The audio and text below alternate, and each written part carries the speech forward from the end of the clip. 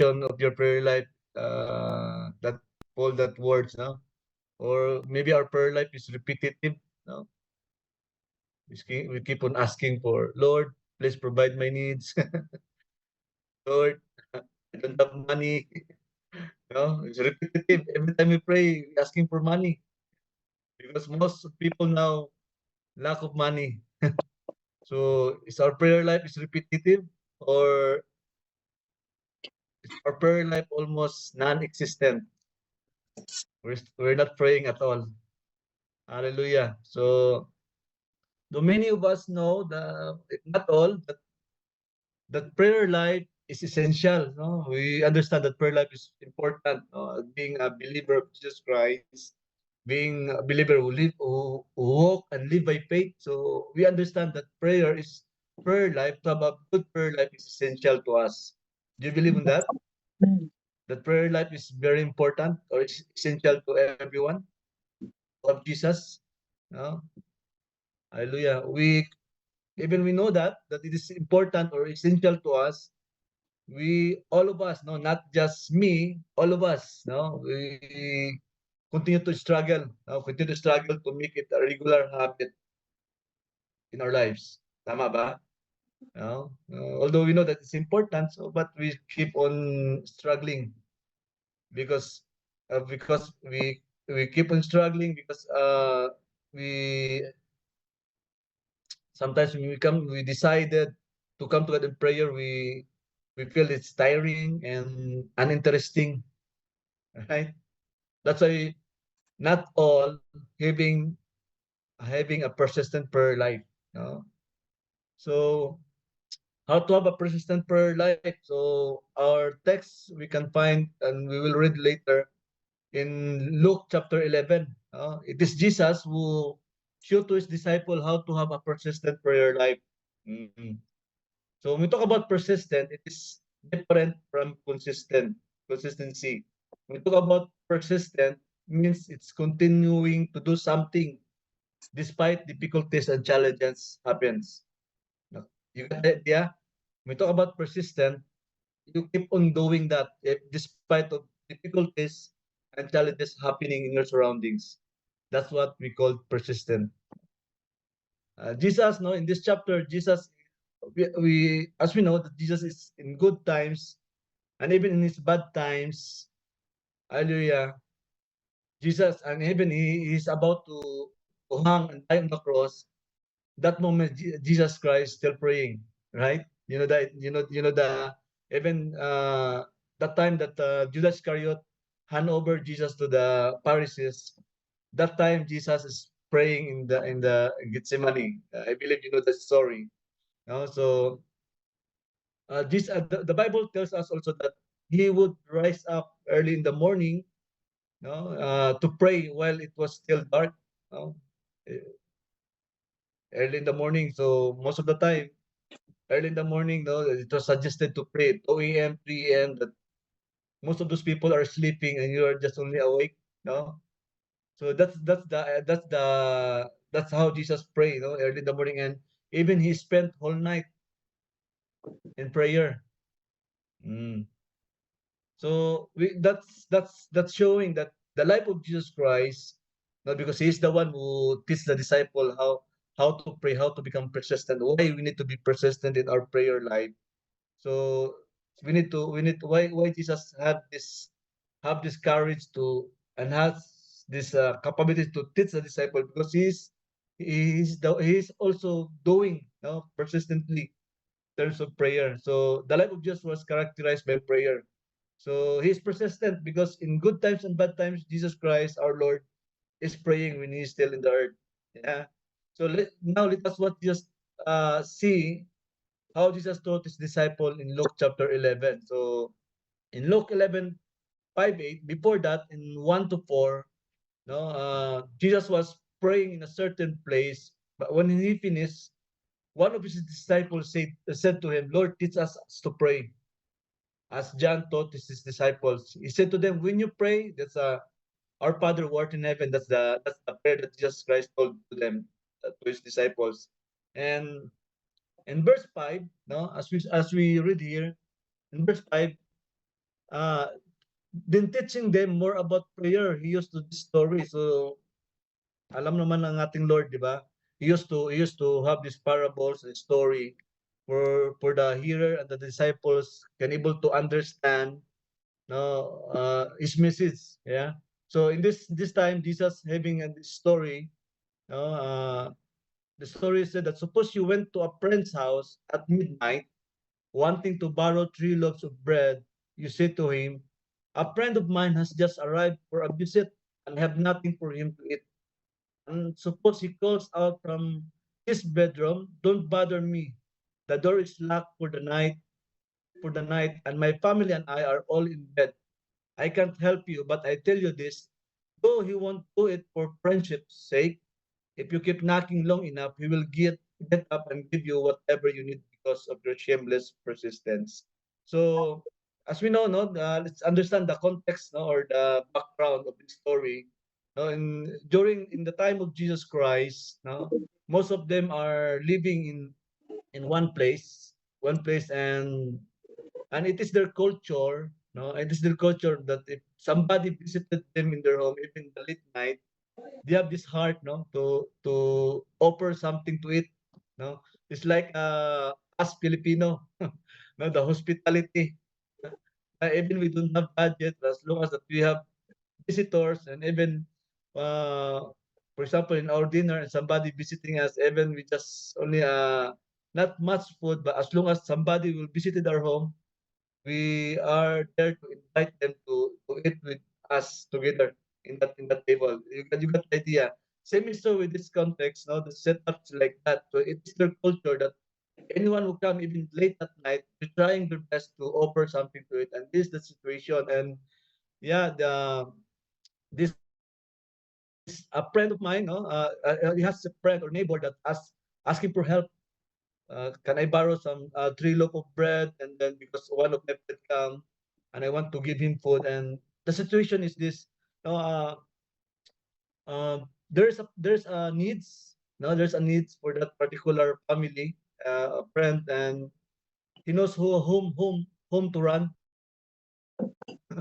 Yeah, he knows whom to run, and see that the persistency of this person knocking the door. Uh, Knocking the door. And even given that there's a situation that this lady or this friend of mine, I, it's a challenging for her or for him to to offer our help, because the situation, the kids are already sleeping. Maybe they are staying in one bed. Yeah, and this person will wake up. All of those people will gonna be awake also. So that's the situation. But here in verse 8, though he won't do it for friendship's sake, even they are close, even they know each other, even maybe that person offering some help also some other time, even he didn't do it for a friendship's sake, or yeah, for the agreement's sake, but that person keep on knocking. That's why the word here is the shameless persistence. Hindi siya nahiya, no? Knock lang siya ng knock kasi meron siya pangailangan. So ganun siya ka paano ba? Is how he, desperate to have that help, because he has need. No? I hope you got the idea. You got the story. So in verse 9, the Lord said there, so I say to you, ask, no, and it will be given to you. Seek and you will find. No, knock and the door will be open to you. So makita natin dito these 3 words that I highlighted, no. The words ask, seek, and knock are in the present continuous tense, no, present tense. You got the point? Present tense. So which can be translated ask and keep on asking. You got the point? Ask and keep on asking is a present tense. So seek and keep on seeking, and knock and keep on knocking. So the message of the Lord here, that since it is a present tense, so we have our duties to do it persistently. We keep on doing, in a daily basis, no. because it is a present tense. So it's a present tense. So we will do it in everyday lives and everyday, even for example, if you pray, you have a prayer concern today, and the Lord didn't answer you today. So some people are they want to stop praying. They like to stop praying because it seems that it is uninteresting or boring because I can't find answer. Mm. Yeah. But the word of God is very clear here that ask, seek, knock is a present tense. So we need to do it every day. No, there's a persistency. So we keep on doing. So for example, you're praying for something and until now the Lord didn't answer you for that prayer. So don't stop. Keep on praying. No, why? While we understand that when we talk about persistency, we keep doing or continuous doing for something that even there's a challenges happening in our surroundings. Even we get discouraged, even you didn't answer the, the you didn't receive the answer of your prayer, keep praying. Why? Because it is the Lord who told us that keep doing so. Ask and keep on asking. No, never stop. Yeah. If you are struggling in your finances, you are struggling in your health. If you're struggling in your relationship or somebody within your family, oh, keep on asking the Lord. Amen. Keep on seeking and keep on knocking. Imagine those friend of mine, those neighbor are not offering, it's not offering the help because they are in good terms, they are in friendship because yeah, no, in as we read, he will get up and give you whatever you need because of your shameless persistence. Hallelujah. So how desperate you are. Mm. When you're coming to God in prayer, no? If you are not answered in 1 week praying, don't stop. Keep on praying. Hallelujah. Keep on knocking the Lord. Hallelujah. Keep on seeking the Lord. Keep on asking the Lord for His favor. Amen. Never stop. Hallelujah. Praise the Lord. Because in verse 10, for everyone who asks receives. Hallelujah. Mm. Amen. By asking to simply showing to us that we really need it and we are in the position that we ask in the position of humility. We acknowledge that we need help. Mm. Hallelujah. As remember, if in their situation in our life, if you help somebody even they don't ask for help, sometimes the help that you give to them or the materials or even the money that you give to them there's no will go to anywhere or not so important to them what I'm trying. Yeah, because don't stop asking the Lord. Amen. Hallelujah. Even you get discouraged or or you feel bored of waiting, don't stop asking the Lord. Don't stop seeking for the Lord's answer. And don't stop knocking. Amen. Hallelujah. Praise the Lord. And in verse 11, yeah, this is the last verses. Verse 11, which of your fathers, if your son asks for a fish, will give him a snake instead? Hmm. Or he asks for an egg, will give him a scorpion. Hallelujah. If you then, though you are able, know how to give gifts to your children, how much more will your Father in heaven give the Holy Spirit to those who ask Him? So there's a comparison here. No, so this verse is telling us that even even the bad fathers or not the irresponsible father in earth, if their kids or their child asking for fish, they will not give snake instead, but they're trying to provide for their family. Yeah, amen. Mm. Hallelujah. Even they ask for egg, they will not give for scorpion because that's the that's the character of being a father. So in verse 10, if you then though you are able now to give good gifts to your children, how much more will your Father in heaven? Mm. Hallelujah. Mm. How much more?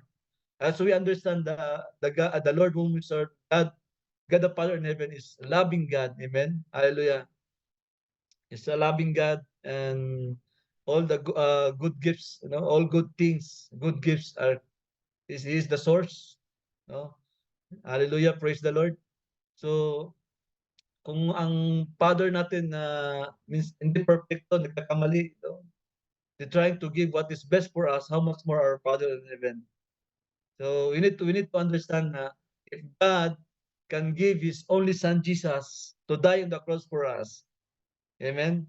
As we can able to understand that how the Lord showing to us that He is a giver, Amen. So nothing, walang bagay na hindi kayang ibigay ng Lord sa atin, Amen. Pag nakita niya na kakabuti sa atin, hindi kakasira natin, hallelujah, ibibigay niya kasi walang imposible sa ating Panginoon. He can give His only Son, Jesus, to us. No? At walang bagay o walang manghihingin natin na hindi kayang ibigay ng ating Lord. Hallelujah. So when coming to God in prayer, you and I must understand also the father and child relationship. This is our privilege, having our relationship. So I want to tell it, na by coming to God in prayer is not just thinking that the Lord is like an ATM, that if we need something we can withdraw. Yeah. So it must be our relationship to God is aligned always. Amen. Hallelujah. Mm. Because here there is a comparison. The word of God said here, fathers, child, father and child relationship. So earlier, so as we accepted Jesus Christ as our Lord and Savior, they give us the opportunity to be called children of God. Amen. Hallelujah. So relationship to God is matters. So tayong mga anak ng Diyos na tinanggap natin ang Lord as our Lord and personal Savior, so it is our privilege to come to Him. Amen. In prayer. Hallelujah. This is our privilege to come to Him in prayer. So uh, prayer is heard and answered because we establish relationship already to our faithful and loving Father in heaven. Hallelujah. Kaya easy tayo makahingin na kay Lord. We are open to ask Him directly. Not in old culture that we need to talk to the priest. No? Now we can come to God directly. Amen. Hallelujah. It seems that parang si Lord nandiyan lang sa ating tabi. Amen. No? As we ask Him, not we don't have any we need a lot of uh, process. Hallelujah. But as we ask the Lord, it seems that He is our friend, He's our good Father, He's our faithful Father. We can ask to Him anytime. Mm. So, pag may mabuting relasyon, hallelujah, so we need to acknowledge that father and child relationship is very important. No? Amen. And as we close this exhortation, this message that I know that I know for sure that God always answer prayers. Do you believe that? Mm. No? I know that the Lord always answers prayer. So in the form of yes, yeah. If it is nakita ni Lord na it is helpful to you, ikakabuti mo, He will answer that directly. Praise the Lord. No? Pag sabi, Lord, please provide my needs please provide my needs for entire week. The Lord see that Yes. see that na it needs you and ikakabuti mo kasi magugutuman ka. Tama. Kapag hindi ka makakain. So the Lord give you a good memory and remember those who have birthdays for that month. And He will invite you. It's free food. Amen. Hallelujah. And the Lord will have a lot of ways to provide His children's. Amen. Amen. Hallelujah. So we even now is first day of October. I know most of us don't have salary left in our bank. I know. All gone. Bye bye. Yeah. But I believe 100% sure that until end of this month we can still eat. Amen. Amen. 3 times a day with snacks and a lot of extra food. because that's how the Lord provide our needs. Amen. Praise the Lord. I know that He will always answer prayer in the form of yes. If it is bring good to you, no. If it is can destroy you, amen. Or wait, because the Lord has a perfect timing. Yes, He has His own timings. Amen. Hallelujah. He has His own timings. I remember Roxanne, being a professional nurse or registered nurse. I mean, 17 years. Yeah, God has a perfect timing. Hallelujah. Maybe when the Lord answered that after she graduated from college, I believe, or maybe she cannot appreciate that Mm. blessings. Amen. Mm. Hallelujah. Because he has that kind, he don't have that kind of heart, a gratitude heart, to honor the Lord. Amen. We don't know. So the Lord has a perfect, different timing. So yes, no, and wait. Mm. Hallelujah.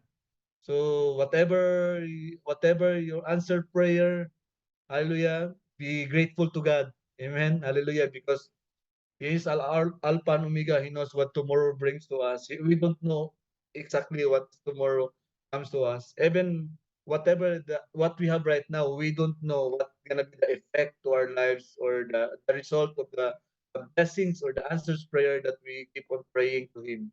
Hallelujah. Yes, no, wait, but the question is if you are willing to trust on Him.